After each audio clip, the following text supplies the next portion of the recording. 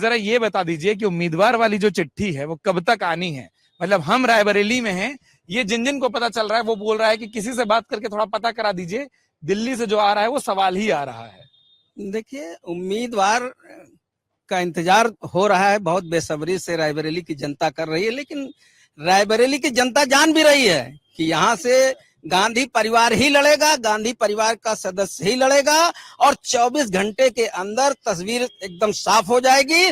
3 तारीख को नामांकन रायबरेली में करने आदरणीय प्रियंका गांधी जी आएंगी। वो आएंगे नामांकन करने। चलिए, बहुत अच्छा लगा, कोई नाम तो आया। अब धीरे से उसको वो मत जोड़ दीजिएगा कि मैंने कॉमा लगाया था, नामांकन करने आएंगी, साथ में उनके ये होंगे, वैसा तो नहीं हो जाएगा?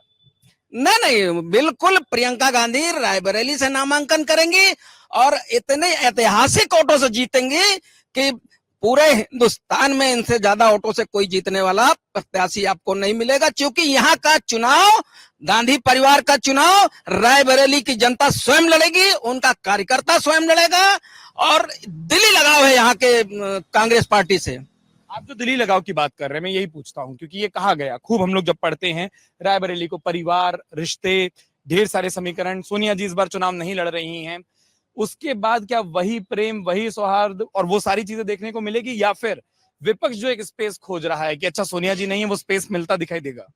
देखिए, रायबरेली हमेशा समाजवादी पार्टी का गढ़ रहा है। आप अगर रिकॉर्ड उठा लीजिए तो हम लगातार, हमारा प्रदर्शन रायबरेली में बहुत ही शानदार रहा है और इसके पीछे कारण है कि रायबरेली में जब जब समाजवादी पार्टी की सरकार उत्तर प्रदेश में रही है, रायबरेली में हमारे पूर्व मुख्यमंत्रियों ने, चाहे नेताजी का समय रहा हो, चाहे हमारे राष्ट्रीय अध्यक्ष माननीय अखिलेश यादव जी का समय रहा हो, रायबरेली में हम लोगों ने काम करके दिया है। आज रायबरेली शहर को जो 24 घंटे बिजली मिल रही है और ये हमारे पूर्व मुख्यमंत्री माननीय नेताजी की देन है। आज अगर रायबरेली के ग्रामीण क्षेत्रों को 16 से 18, 20 घंटे बिजली मिल रही है, तो रायबरेली में नए पावर स्टेशन, 33 नए पावर स्टेशन और नए विद्युत उपकेंद्र लगा करके अखिलेश यादव जी ने 2012 में बिजली व्यवस्था सुधारने का काम रायबरेली की किया है। नए गंगा पर नए पुल बनाने का काम, कई पॉलिटेक्निक बनाने का काम, कम से कम 20-22 CSC सामुदायिक स्वास्थ्य केंद्र और प्राथमिक स्वास्थ्य केंद्र बना करके देने का काम अखिलेश यादव जी की सरकार में हुआ है। सामने आपके राणा बेनी माधव सिंह जिला चिकित्सालय खड़ा है, इसमें जितने भी नई आधुनिक जांचों की मशीनें हैं, ये सारी देने का काम अखिलेश यादव जी की सरकार में हुआ है। नए बेड बढ़ाने का काम अखिलेश यादव जी की सरकार में हुआ है इस रायबरेली में।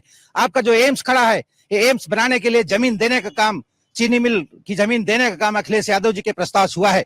जो सोनिया गांधी जी के रिजीम में जो मॉडर्न रेल कोच फैक्ट्री लगी हुई है, वो जमीन देने का काम हमारे पूर्व मुख्यमंत्री माननीय मुलायम सिंह यादव जी ने रायबरेली को देने का काम किया है। आज जो भी रायबरेली में इंफ्रास्ट्रक्चर दिख रहा है, जो भी रायबरेली का विकास दिख रहा है, वो समाजवादी पार्टी की देन है।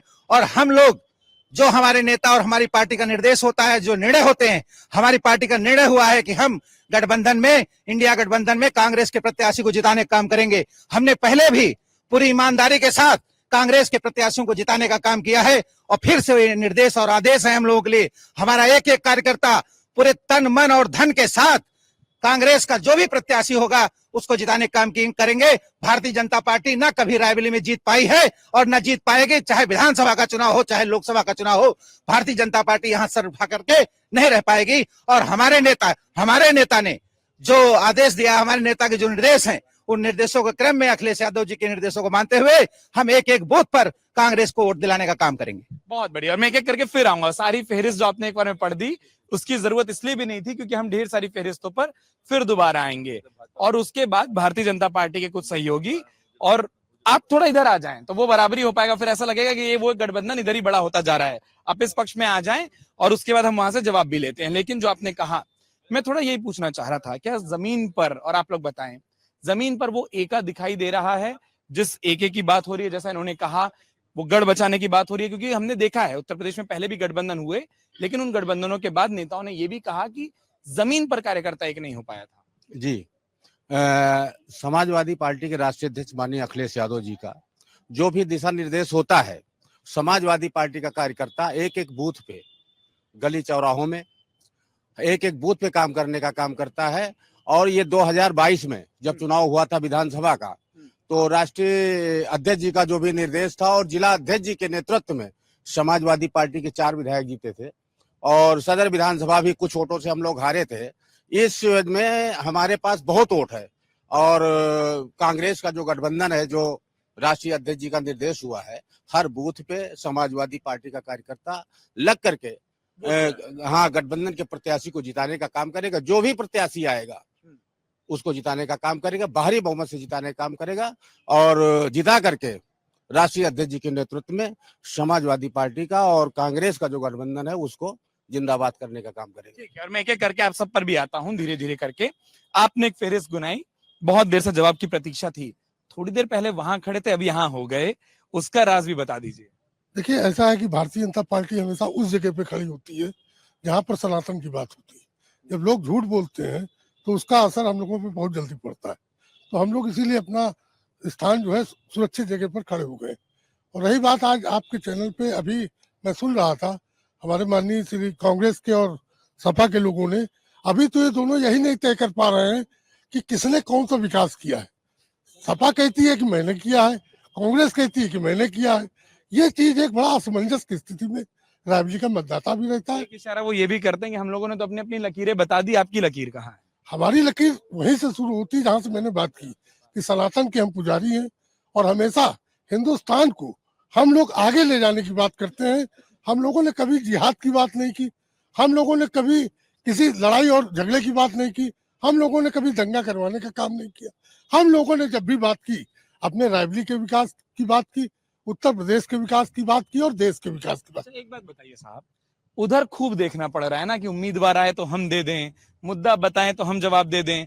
इतना रायबरेली में भारतीय जनता पार्टी को उस ओर क्यों देखना पड़ रहा है कि जब उनकी लिस्ट आएगी तभी कमोबेश हमारी लिस्ट आएगी?